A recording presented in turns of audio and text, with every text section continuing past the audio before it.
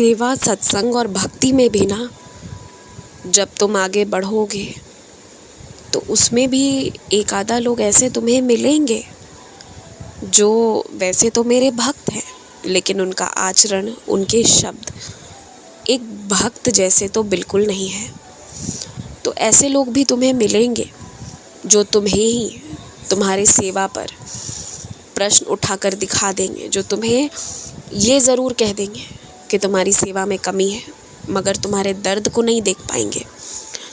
तो इस तरह के लोग भी मिलेंगे और इससे आश्चर्यचकित नहीं होना है। हर व्यक्ति एक जैसा नहीं होता है, तुम्हें उन्हें नज़रअंदाज करना है, क्योंकि कुछ लोगों की कटु वाणी, उनके दुर्व्यवहार माफ़ नहीं किए जा सकते हैं, लेकिन नज़रअंदाज ज़रूर किए जा सकते हैं।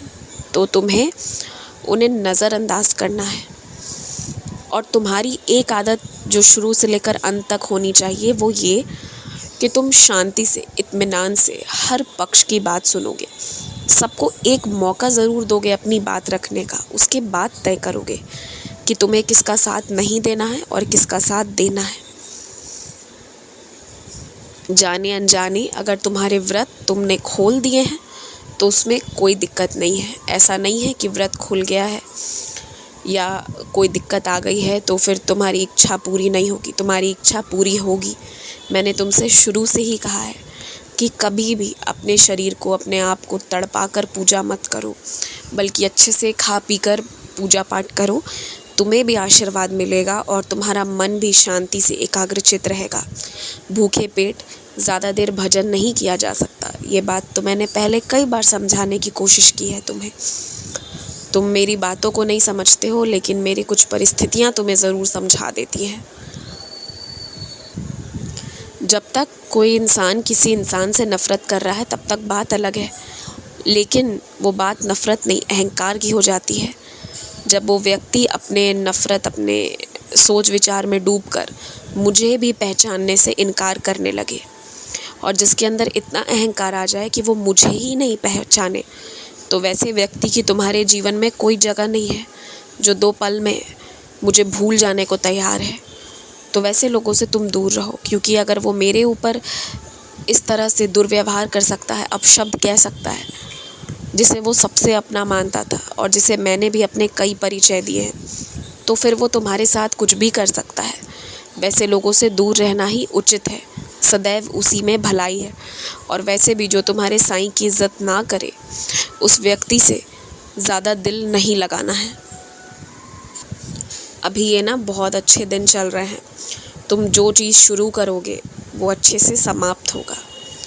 इसलिए बेहतरी इसी में है कि तुम अच्छी शुरुआत करो और उसके बारे में सोचो कि तुम्हें क्या चाहिए अब आगे, और उसके लिए तुम काम करो बस। और जो ये छोटे छोटे तरीके तुम्हारे मन में आते हैं ना, थोड़ा यहाँ से कर लूँ, वहाँ से कर लूँ, वो सब मत करो। ठोक ठठा कर एक ही काम करो, ढंग से करो, अपना 100% लगा कर करो, और फिर देखना उसका परिणाम भी 100% निखर कर आएगा। तुम्हें जीत प्राप्त होगी। वही अगर 10 दिशाओं में अपनी ऊर्जा लगाओगे तो वैसा परिणाम नहीं आएगा जैसा तुम चाहते हो। तुम्हारी बहुत सी गलतियों को मैंने माफ़ किया है, तो तुम्हें भी बड़प्पन दिखाकर एक गलती माफ़ करनी होगी। पहला मौका तो सबको दिया जाना चाहिए। जो लोग कटु वचन बोलते हैं ना, जिन्हें अपने शब्दों का ख्याल नहीं रहता, जो अपशब्द बोल देते हैं, फिर वो मेरे दिल में नहीं बस पाते हैं। क्योंकि ये शब्द जिस तरह से किसी की छाती को चीरता है ना, उस पर मरहम नहीं लगाया जा सकता। वो व्यक्ति को भुलवाया जा सकता है, लेकिन जब भी याद आएगी ना, दर्द, पीड़ा उतनी ही महसूस होगी जितनी कि पहली बार सुनने में हुई थी। इसलिए मैं कहता हूँ, सोच समझ कर कहो, अन्यथा चुप रह लो। तो कटु वचन कभी मत बोलना किसी को। इस बात का विशेष ध्यान रखना। खुश रहो।